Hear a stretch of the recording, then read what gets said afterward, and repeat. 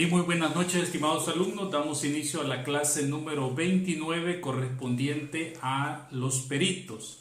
Y si nos queda tiempo, pues también vamos a hablar acerca de los testigos en esta clase para irle dando continuidad ya a este medio de prueba también tan importante y quizás uno de los principales dentro del proceso penal.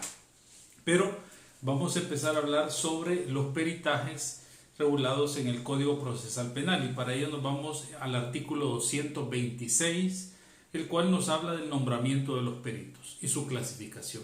En un primer momento hay que establecer qué vamos a entender por un peritaje y cuántos tipos de peritos hay. Bien, cuando hablamos de un peritaje, de lo que estamos hablando es de un mero acto procesal que generalmente se realiza por un encargo judicial sobre el conocimiento de hechos que tengan que ver con una persona, que lo deba realizar una persona especializada en una ciencia, técnica o arte. Repito, cuando hablamos de un peritaje estamos hablando de un acto procesal. Estamos hablando de un acto procesal que de manera general se hace por encargo o por un mandato judicial para el conocimiento de los hechos a través de una persona que es diestra en una ciencia, arte o técnica. Digo que se hace generalmente por un encargo judicial porque también hay peritajes que se conocen como sui generis, que no necesitan una autorización judicial, sino que basta con el direccionamiento que el fiscal puede hacer para que se realicen dentro del proceso. Pero podemos ir entendiendo pues como un concepto de perito, de peritaje. ¿A qué se refiere? A ese acto procesal, decíamos, que es encomendado a una persona diestra en una ciencia, arte o técnica para la explicación de los hechos o de una parte del proceso, ¿no? O el descubrimiento de la verdad o la explicación de un objeto que se ha obtenido dentro del proceso. Entonces, el artículo 226 nos dice: el juez o tribunal ordenará peritajes cuando para descubrir o valorar un elemento de prueba sea necesario o conveniente poseer conocimientos especiales de alguna ciencia, arte o técnica. En los actos urgentes de comprobación que no requieran autorización judicial, el fiscal podrá disponer el auxilio de peritos. Aquí hablamos de aquellos peritajes que no requieren autorización judicial. Los peritos serán de dos clases: permanentes y accidentales. ¿Cuál es la diferencia entre los permanentes y los accidentales? Bueno, que los permanentes son profesionales de alguna ciencia, arte o técnica vinculados al Estado, es decir, son servidores públicos, son empleados públicos, y de ello pues por excelencia tenemos los peritos que trabajan en medicina legal y en la policía técnica y científica del delito. Son los peritos adscritos y que coayudan con la administración de justicia en un primer momento, pero también tenemos, por ejemplo, a los especialistas de alguna ciencia, arte o técnica de las facultades de nuestra Universidad de El Salvador, que lo establece el literal C del artículo 226 del Código Procesal Penal, que en un momento determinado también pueden ser llamados como peritos a un proceso judicial y no tienen, diríamos, en un primer momento ninguna excusa para no asistir, a menos pues que se presente justa causa. Pues ya conocemos pues que perfectamente pueden ser no pueden ser nombrados en ese momento, ¿no? Como el principio que se establece pues que al impedido con justa causa no le corre término, pero de lo contrario están obligados a un llamamiento judicial.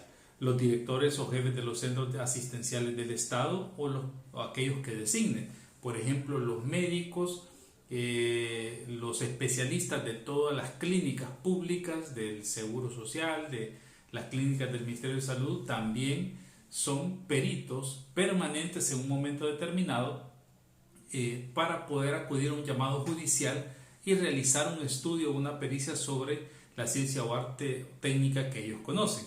Dice, son peritos accidentales los que nombre la autoridad judicial para una pericia determinada. Bien.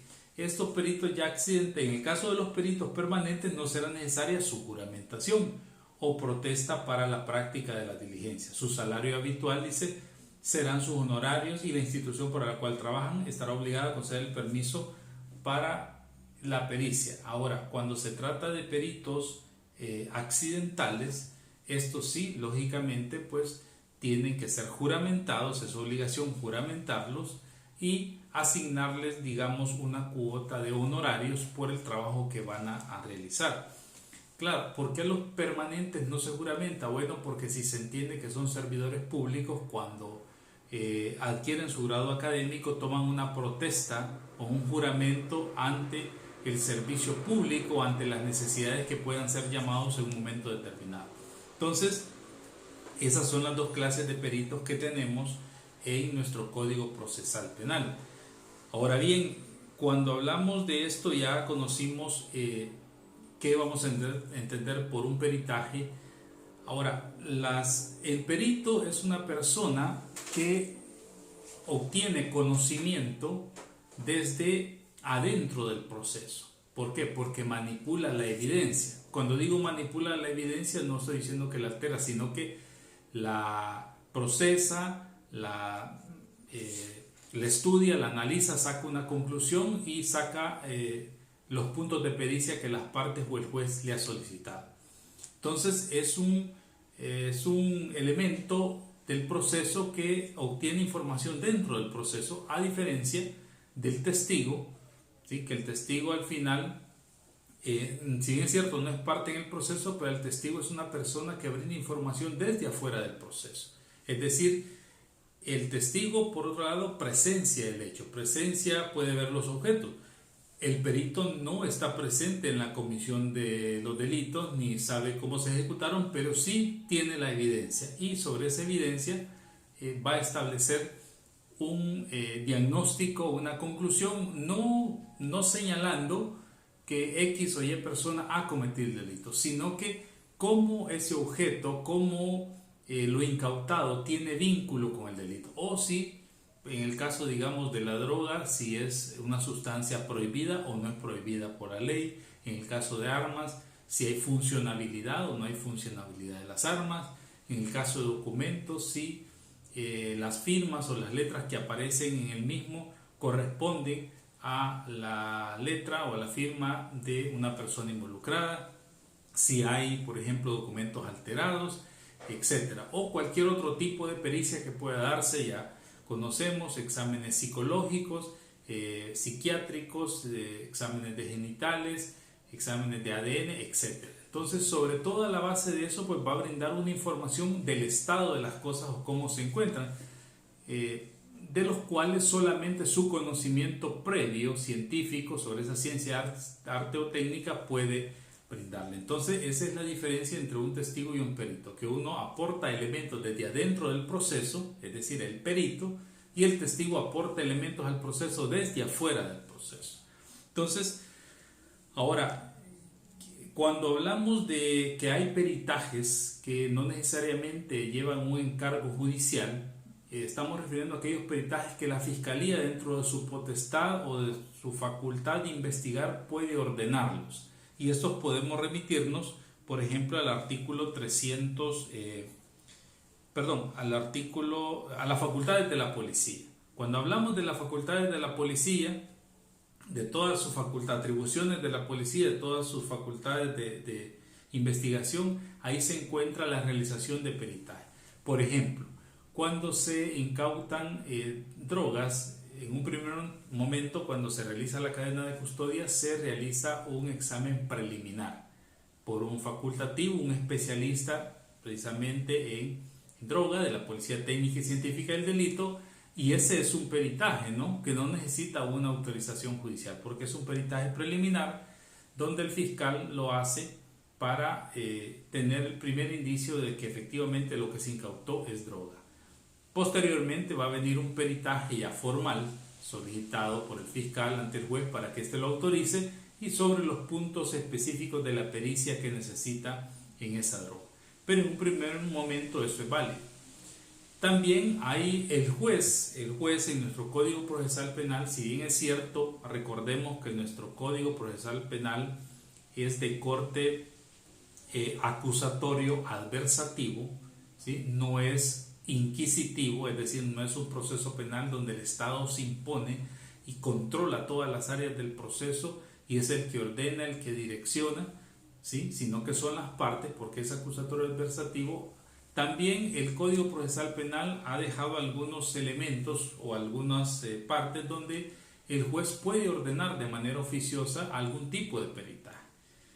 ¿Por qué lo ha dejado el legislador? Bueno, porque el juez también tiene la potestad en aras de garantizar el acceso a la justicia, la verdad, buscar la verdad de los hechos y emitir una resolución lo más justa o lo más apegada a derecho, conocer la verdad.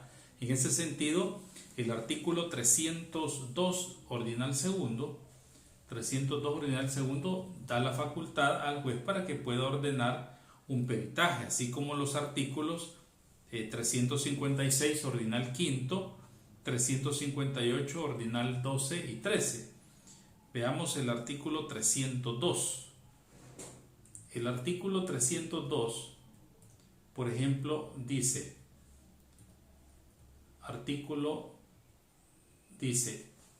el juez dentro de los 3 días siguientes a las actuaciones, ordinal segundo dice, dictará un auto que contenga el señalamiento de los actos urgentes de comprobación que requieran la autorización judicial y hayan sido solicitados por las partes o que estimen necesario. Cuando habla de aquellos que estimen necesario, precisamente se puede referir a la realización o al ordenamiento de un peritaje.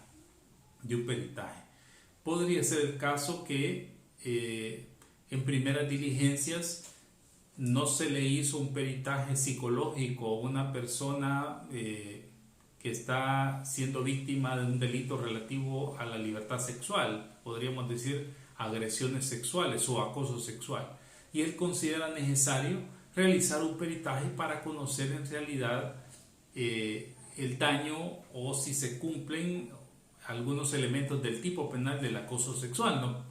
Podrías para ampliar la información y por considerar pues que la víctima no esté actuando de una manera malintencionada, porque ya vamos a ver cuando veamos el tema de los testigos que la víctima siempre va a ser un testigo sospechoso. Siempre en todos los procesos la víctima debe comprenderse como un testigo sospechoso en un momento determinado, precisamente porque en algunos casos tiene ese doble papel, ¿no? De víctima y testigo a la vez, víctima y testigo. Entonces, en ese sentido, el juez pudiera ordenar eso. Si nos vamos al artículo 356, ordinal quinto, artículo 356, ordinal quinto nos da otra facultad que el juez tiene para ordenar peritajes. Y dice de la siguiente manera. La acusación contendrá bajo pena de inadmisibilidad. Dice, el ofrecimiento de prueba tanto en el orden penal como en el civil para incorporar a la vista pública. Vámonos ahorita al 358, ordinal 12. 358. Dentro de los 5 días previstos en el artículo anterior, el defensor o en su caso el fiscal o el querellante, el actor civil, podrán 12. Ofrecer los medios de prueba necesarios para resolver las cuestiones propias de la audiencia preliminar y ofrecer la prueba que pretendan producir en la vista pública cuando el querellante o el fiscal hayan acusado. Bien, el 356 y el 358, corrijo, se refieren a la propuesta que tienen las partes para solicitar al juez algún tipo de peritos o que se realice algún peritaje, ¿no? El 356 nos habla del escrito de acusación y el 358 nos habla del escrito que tienen las otras partes durante los 5 días posteriores a la presentación del escrito de acusación. En ambos se pueden solicitar o se pueden proponer la realización de peritajes o que ya se hayan realizado, ¿no? Como tal. Entonces, aquí podemos establecer cómo la diversidad de posibilidades que tienen las partes también para ofrecer prueba pericial.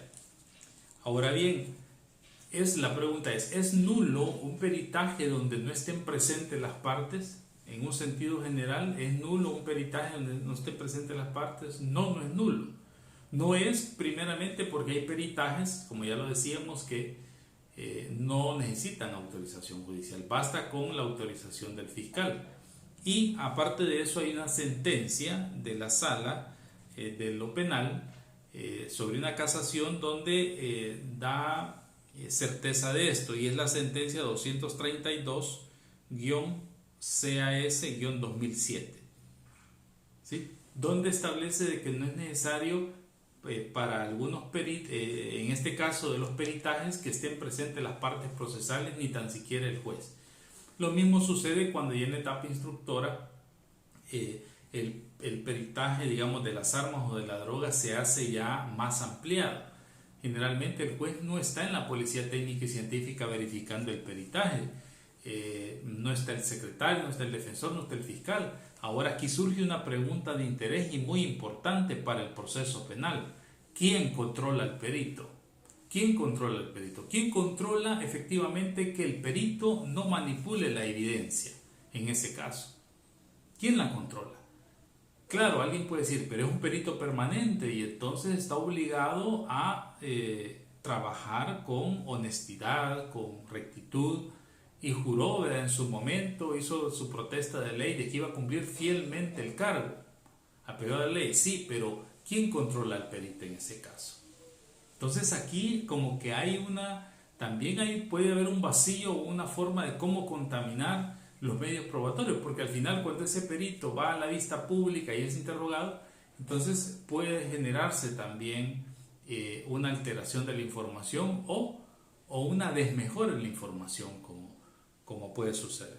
Entonces no es necesario de que las partes estén presentes en un peritaje para que éste tenga validez. Entonces, vean, volvamos al artículo 226 y 227. Es importante mencionar sobre la calidad habilitante de los peritos. 226 y 227. En el artículo 227 habla de la calidad habilitante y el 228 es la obligatoriedad del cargo. Los peritos deberán tener título en la materia a que pertenece el punto sobre el que han de pronunciarse, siempre que la profesión arte o técnica estén reglamentadas. En caso contrario, podrá designarse a personas de idoneidad manifiesta. También podrá designarse a un perito con título obtenido en el extranjero cuando posea una experiencia o idoneidad especial. El designado como perito deberá desempeñar fielmente el cargo. Claro. Ahora, aquí hay una situación bien particular también. Dice la ley que los peritos deberán tener título en la materia a que pertenezca el punto sobre el que ha de pronunciarse, siempre que la profesión arte o técnica estén reglamentadas.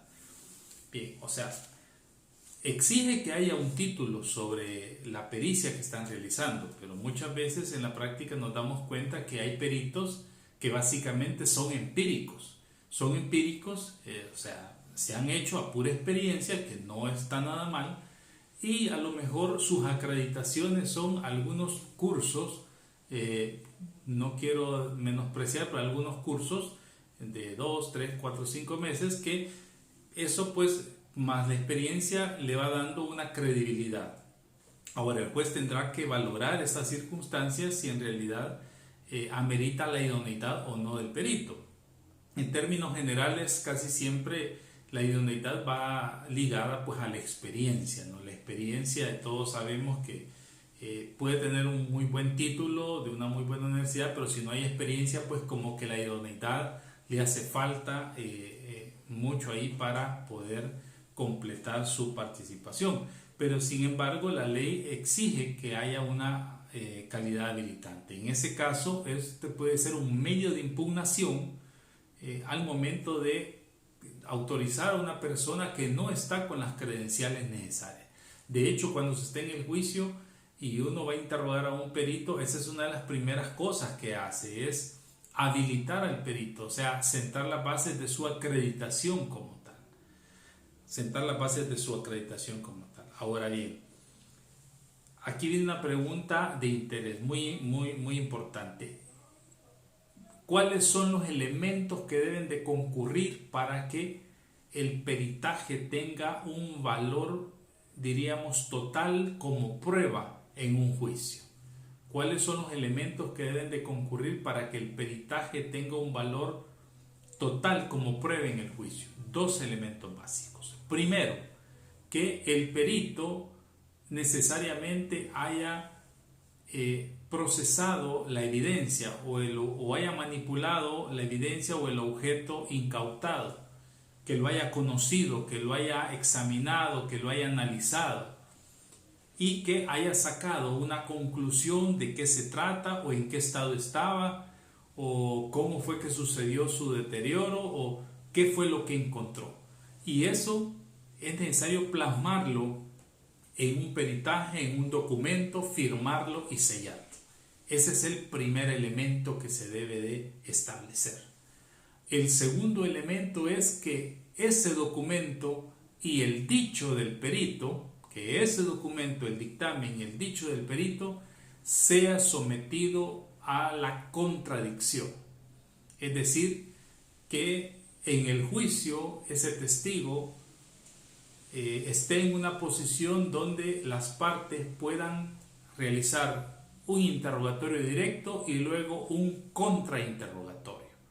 En ese momento, cuando sucede eso en un proceso judicial, pues el peritaje adquiere un valor total como prueba como tal.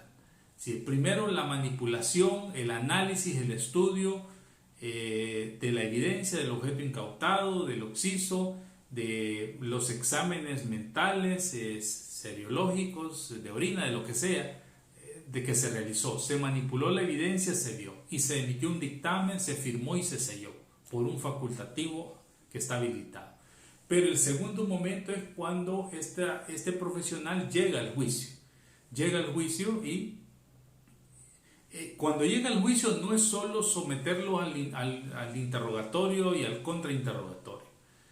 En un primer momento también este profesional tiene que reconocer su firma puesta en el dictamen. Tiene que reconocer que él elaboró ese dictamen y que su firma que calza le corresponde. Y posteriormente contestar las preguntas que las partes le hagan. Y las preguntas, hay características que los peritos deben de tener. Por ejemplo, los peritos deben de ser, muy objetivos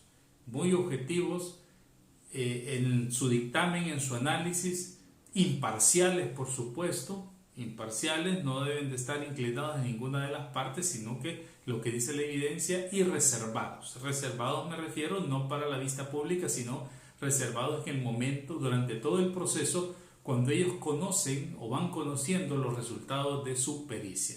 Deben de ser reservados y guardar ese momento para esa información para producirla en el juicio como tal. Entonces, el segundo elemento es cuando el perito viene y reconoce su firma, reconoce que ha hecho el dictamen y lo ratifica.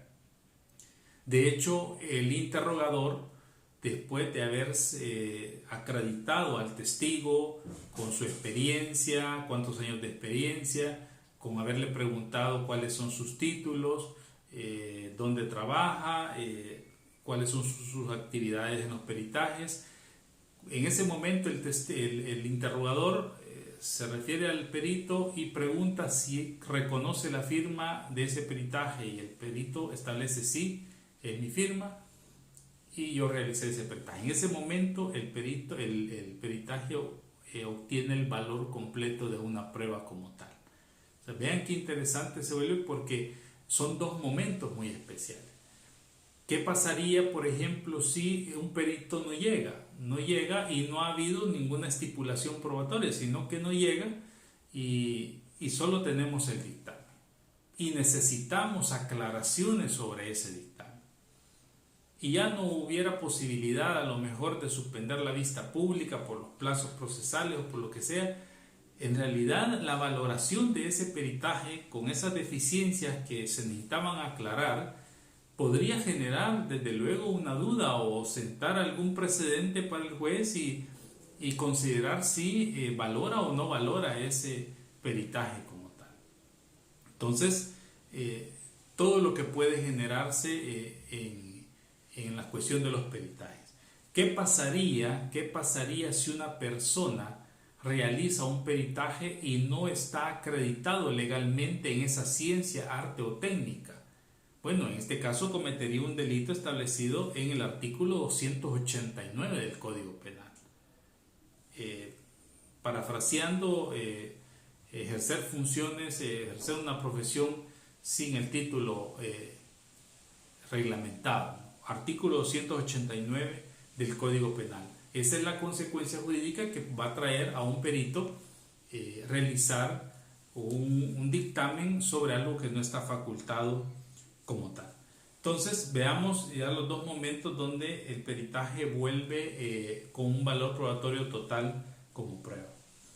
Ahora dice incapacidad e incompatibilidad. No podrán ser peritos los menores de edad, los mentalmente incapaces, los que puedan abstenerse de declarar como testigos o hayan sido citados como tales, y los inhabilitados para ejercer la ciencia, arte o técnica de que se trata. Y luego habla de los impedimentos, el 230, sin perjuicio de lo dispuesto en el artículo anterior, serán causas legales de impedimento de los peritos los establecidos para los jueces. El incidente será resuelto por el juez o tribunal y se aplicarán en lo pertinente las reglas sobre la excusa y la recusación. Bueno, hay dos cosas. Hablamos de incapacidades o incompatibilidades, ¿sí? Incapacidades o incompatibilidades, y hablamos de impedimento. Tres cosas: incapacidades, incompatibilidades e impedimento. Primero, las incapacidades. Bueno, un menor de edad no es legalmente capaz para poder realizar eso, por mucho conocimiento que tenga, ¿no? No hay capacidad de ejercicio todavía de acuerdo a nuestra ley. Un mentalmente incapaz tampoco, bueno, eso debería estar establecido por otro perito que establezca su estado mental y que no puede actuar. También dice las incompatibilidades, los que puedan abstenerse de declarar como testigos o hayan sido citados como tales, y los inhabilitados para ejercer la ciencia, arte o profesión. ¿Quiénes son los testigos que pueden abstenerse de declarar? Son aquellos establecidos en el artículo 204, es decir, la esposa, el conviviente, compañero de vida, el tutor, el guardador, todas estas personas, el padre, la madre del imputado en aquel momento. Como estamos hablando de los testigos del artículo 204, todas esas personas respecto al imputado tienen la facultad de abstenerse de declarar. Es decir, en un momento determinado el juez les pregunta si van a declarar y ellos pueden decir: no, me abstengo de declarar, y no pasa nada, ya no declaran. Pues también sí dice la ley, dice: los que puedan abstener, no podrán ser peritos los que puedan abstenerse de declarar como testigo. Es decir, si un esposo, por ejemplo, del imputado, o un familiar de un imputado que está dentro del cuarto grado de consanguinidad o segundo de afinidad, él no puede ser testigo en ese proceso. ¿Por qué? Porque hay un interés muy vinculante, muy fuerte, que lo va a llevar a dar, digamos, una tendencia en su peritaje, o lo puede llevar distinta a la realidad, ¿no? Podría ser. Aquí nos referimos al artículo 204 del Código Procesal Penal, que cuando veamos el caso de los testigos lo vamos a explicar mejor. O hayan sido citados como tales, dice. Es decir, un perito que ha sido citado o que puede actuar como testigo en un proceso tampoco puede ser perito. Es decir, no puede ser testigo y perito a la vez, ¿sí? O ha sido citado como testigo. Poníamos el caso de, por ejemplo, un robo que se comete frente al Instituto de Medicina Legal, por ejemplo. Y en el robo, en la violencia, pues se generan lesiones sobre la víctima. Y esa víctima va a poner la denuncia, y Fiscalía ordena un reconocimiento de lesiones, y precisamente el médico forense presenció el delito porque lo hizo frente al Instituto de Medicina Legal.